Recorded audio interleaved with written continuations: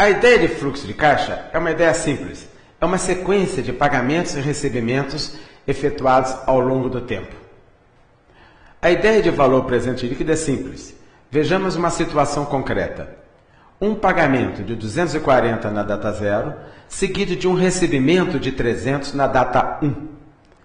Se esses pagamentos todos forem efetuados na data 0, nós devemos efetuar aquele recebimento na data 0 e, portanto, temos que buscar qual é o equivalente daquele recebimento de 300 na data 0. O saldo final vai ser a diferença entre o que eu vou receber e o que eu vou pagar. O saldo para os pagamentos na data 0 deverá ter resultados diferentes dependendo da taxa de juros no mercado. Suponhamos que a taxa seja de 50% ao ano. Nesse caso, aquele pagamento de 300 deverá ter juros de 50% retirados para esse período de um ano. O valor na data 0, então, do 300 vai ser de 300 dividido por 1,50, menos o pagamento de 240. O que resulta em 200, que é o equivalente do 300 na data 0, menos 240. O saldo de caixa vai ser menos 40, ou seja, o valor presente líquido desse fluxo de caixa é de menos 40. Mas se a taxa for de 25% ao ano, aquele pagamento de 300 deverá ser descapitalizado ou devemos retirar juros de 25% desse 300. Esse pagamento, esse recebimento deverá ser subtraído de 240. O valor, então, na data 0 vai ser de 240, que é o recebimento na data 0, equivalente ao de 300 na data 1, menos 240. Nesse caso, temos um valor presente líquido de 0. Ou seja, se a taxa de mercado for de 25% ao ano, a entrada se iguala à saída e o meu caixa fica zerado na data 0. Se a taxa for de 20% ao ano, aquele valor recebimento de 300 deverá ser descapitalizado em 20%, ou devemos retirar 20% de juros. Esse valor subtraído do pagamento na data 0 resulta no saldo. Esse saldo vai dar 250, que é o recebimento na data 0, equivalente ao recebimento de 300 na data 1, menos 240. Portanto, o valor vai ser positivo de 10. Para uma taxa de juros, então, de 20% ao ano, o valor presente líquido daquele fluxo de caixa é de positivo de 10. De forma geral, o valor presente líquido é a diferença entre as entradas e as saídas de um caixa na data 0. Temos várias entradas, várias saídas. Procuramos somar os equivalentes de todas as entradas e saídas na data 0. Temos o valor presente das entradas e o valor presente das saídas. A diferença entre o valor presente das entradas menos o valor presente das saídas é o valor presente líquido. Vejamos o exercício. Vamos determinar o valor presente líquido do fluxo de caixa ao lado, a taxa de 20% ao período. Na linha de tempo temos os recebimentos de 240 e 144 colocados acima da linha de tempo e o pagamento de 250 colocado abaixo da linha de tempo. O valor presente líquido vai ser a diferença entre entradas e saídas, pagamentos e recebimentos na data 0. O valor presente das entradas vai ser o 240 dividido por 1,20, somado com o 144 dividido por 1,44. Portanto, o valor presente das entradas vai ser de 200 mais 100, o que vai resultar no valor presente das entradas de 300. Ou seja, aquelas duas entradas de 240 na data 1 e 144 na data 2 equivale a uma entrada de 300 na data 0. Mas nós temos a saída na data 0 de 250. Portanto, o valor presente líquido, que é a diferença entre entradas e saídas, vai ser de 300 menos 250. O valor presente líquido vai ser de 50.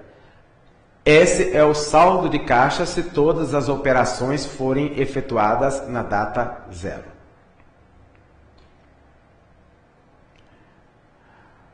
Uma aplicação da ideia de valor presente líquido é a avaliação de alternativas de um investimento. O que significa avaliar alternativas de investimento? Todo investimento tem aquela taxa mínima de rentabilidade desejada pelo investidor, que é a chamada taxa de atratividade. Se o investidor aplica 240, ou seja, sai do seu caixa na data 0 240 e recebe 300 na data 1, ou seja, entra no seu caixa 300 na data 1, podemos avaliar se essa alternativa interessa para esse investidor ou não. Para isso, nós temos que levar em consideração qual é a taxa de atratividade desse investidor. Por exemplo, a taxa pode ser de 50%, 25% ou 20%. A aplicação é um empreendimento atraente para o investidor? Vejamos em cada uma dessas situações. Suponhamos que o investidor tenha uma expectativa ou deseja que aquele seu empreendimento tenha uma rentabilidade de 50% ao período. Para isso, vamos calcular o valor presente líquido, que vai dar menos 40.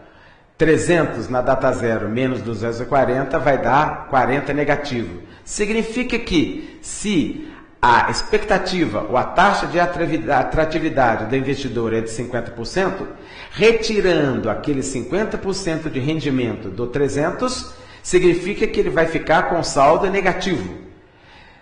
Portanto, para essa atratividade de 50%, o investimento para esse investidor não é viável, é inviável.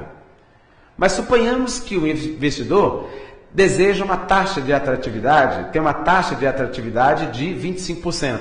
Ele aceita investir com a rentabilidade de 25% ao período. Nesse caso, devemos retirar daquele 300 ou 25% de rentabilidade e observamos que o valor presente líquido vai ser zero. Nesse caso, então, mesmo retirando 25%, que é a rentabilidade desejada, a entrada fica igual à saída. Nesse caso, o investimento para esse investidor é viável. Suponhamos que a taxa de atratividade do investidor seja de 20% ao período. Retirando daquele 300 o rendimento de 20% ao período, o mesmo 300 na data 0 faz com que o valor presente líquido seja de positivo 10. Nesse caso, significa que, mesmo retirando os 20% de rendimento desejados pelo investidor, ainda sobra no caixa 10, ou seja, também é viável o investimento. A aplicação não é atraente, portanto, para uma taxa de atratividade maior do que 25%. Ela é viável para 25% ou inferior. Acima disso, ela não vai ser viável. Quando o valor presente líquido é igual a zero, no caso da taxa de 25% ao período, dizemos que esse 25% é a taxa interna de retorno. A taxa interna de retorno de 25% inferior aos 50% indica que o investimento não é viável para os 50%.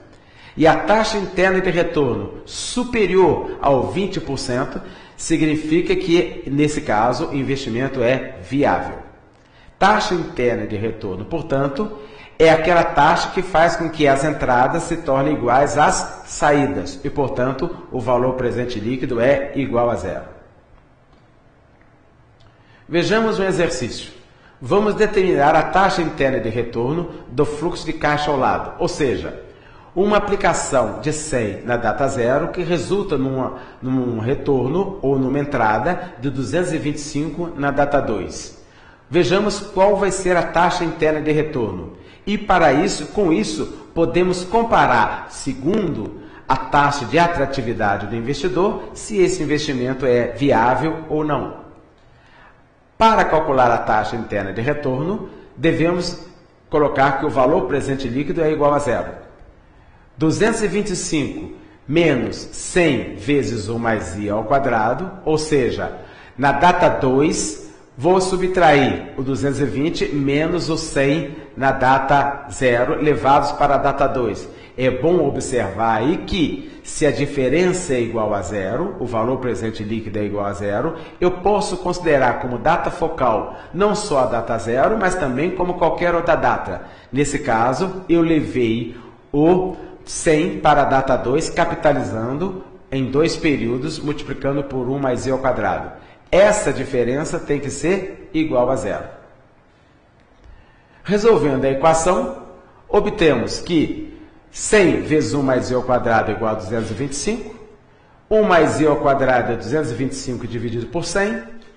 E, portanto, 1 mais i igual a raiz quadrada, 15 sobre 10, ou 1,50. O que significa 1 mais i igual a 1,50? Significa uma taxa interna de retorno de 50% ao período. Significa que se o investidor tem uma taxa de atratividade superior a 50%, para ele esse investimento não é viável.